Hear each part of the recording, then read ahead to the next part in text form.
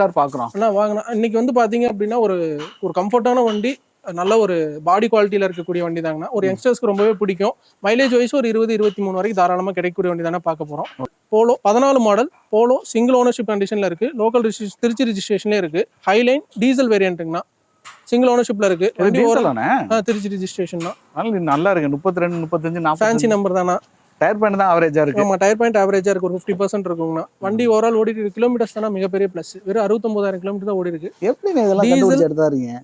Diesel இன்னைக்கு மார்க்கெட்ல இந்த கிலோமீட்டர்லாம் வண்டி கிடையாதுண்ணா. அதுவும் ஷோரூம் சர்வீஸ்லேயே இருக்கு வண்டி. இருக்கக்கூடிய ஃபீச்சர்ஸ்னு பாத்தீங்கன்னா அப்படின்னா 2 ஏர் பேக் வந்துருங்கண்ணா.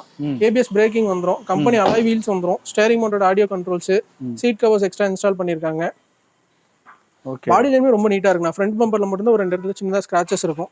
ரீப்ளேஸ்மெண்ட் எதுவும் கிடையாது. பாடி இன்டீரியர்லாம் காட்டுங்களேன். உள்ள ஏசி கண்டிஷன் சூப்பரா இருக்கு. லாஸ்ட் சர்வீஸ் ஸ்டிக்கர் இருக்கு.